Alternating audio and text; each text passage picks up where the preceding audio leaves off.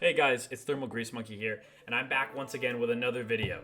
In today's video, we're going to be fixing a computer. For a little bit of background, I have a friend of a friend's computer because my friend is currently in Europe and can't help them at the moment. So I'm going to be helping them. They built this system a few weeks back. It's an X99 based system, and they built it basically just for some photo editing and playing Valorant. And that's all they really needed it for. And it was going well for a few weeks, and then all of a sudden it just turned off, stopped working, wouldn't post, wouldn't boot, nothing. The computer would turn on, but it wouldn't post. So I ended up bringing the computer over to my house, doing a little bit of testing, and figured out pretty quickly it's either going to be the CPU or the motherboard. So the only logical response was I bought a couple of spare CPUs. I bought an i7 5820K and 6800K, and then we bought ourselves a motherboard. And this one is interesting. This one's from Machinist. Now, this is definitely a third-party manufacturer refurbished board. They take the socket, put it on a new board, put RAM slots and new I/O and SATA ports and M.2 slots and all sorts of the goodies. So I have the box right here. I'll actually unbox it so that you guys can kind of see it. So it has the board cover on front. Let me take this out. And right here we have the board right here, and it also comes with a single SATA cable, which we'll need, and it also comes with an I/O shield. And normally there's about 5 different price points with these. This is the second cheapest one, so we picked this one out for the reason of it having an M.2 slot, and also has a SATA M.2 slot as well for it. Has a nice amount of I/O. It has 4 SATA ports. It's good enough, and they like the color of it. So there are cheaper ones. This one was about 80 bucks. It has nice robust heat sinks on them. The $60 ones are a little smaller. Will only have like 1 NVMe slot and cheaper cooling solutions. At the $100 point, you'll go to like ATX, which will still have full slot. If you add another 20 bucks, if you're at the 125 point, you'll get ATX with 8 slots. And at about 150 to 170 bucks, they have dual slot versions where you can put 2 CPUs on one board, and both of them get 8 RAM slots individually, which is super cool. And I love seeing companies remanufacture and reuse older platforms to still keep them alive, because motherboards are usually one of the first things that go on a system. So we have our motherboard though, and we have our CPU. So I'm going to be doing a little bit of testing, and I will get back to you guys with what the solution was. And honestly, I'll probably have to put the whole system together and do a little bit of testing because we are in a little bit of a time crunch for this. They need their system back as soon as possible.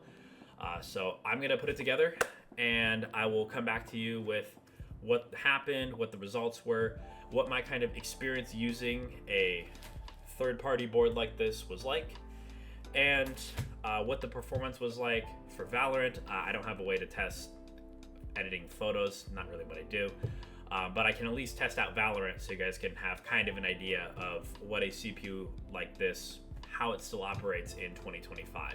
So I'll be right back. And I'm back. So after doing a little bit of testing between the CPU and the motherboard, we ended up deciphering that it was the motherboard that was having problems. So I'll throw up a picture of the PC right here. And after figuring that out, I ended up taking the old CPU, plugging into the motherboard, plugging everything back in, and I did a quick little bit of testing, installed Windows and threw Valorant on there just to make sure the computer was running properly. So we have ourselves here an i7 6850K with a GTX 1660 Ti and 16 gigs of RAM. And when I booted into Valorant, we ran things at 1080p. So right now, I'll throw up the footage as well as the metrics. For starters here, with Valorant 1080p, high settings, 16x anisotropic filtering and 4x MSAA, we were averaging about 171 FPS with highs in the low 200s and our lows going all the way down to 120 FPS. But if I wasn't keeping track of it, I honestly didn't notice it a bit.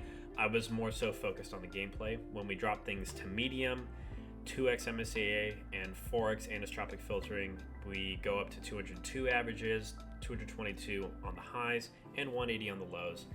And at low, with MSAA turned off and 1x anisotropic filtering, we're averaging about 226 FPS, highs of 242, and our low being 201. After it all being said and done, I didn't really notice a large deviation. It was smooth gaming experience across the board. Valorant, easy game to run, so obviously it was going to run well.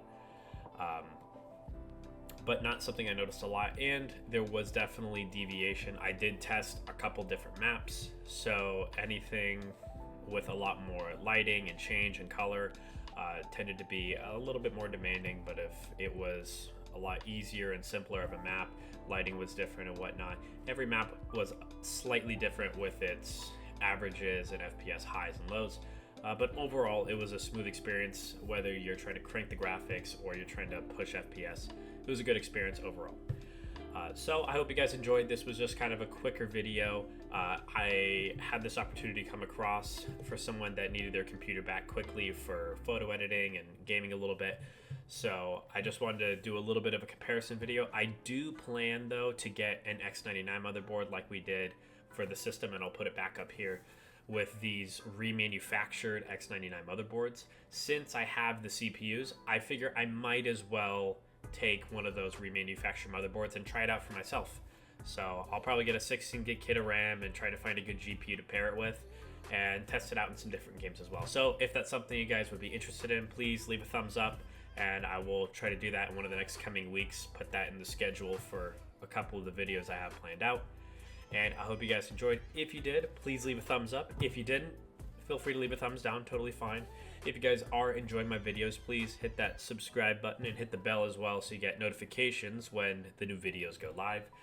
And please leave a comment as well for any other ideas or videos you want to see, or your own experiences with stuff in the video. Like for this one, the X99 CPUs, if you guys have your own experiences or things that you guys want me to try or have tried, please leave it in the comments. I always read all of them and always enjoy seeing them. So I hope you guys, though, have a great rest of your day, and I'll see you guys next week. Later, guys.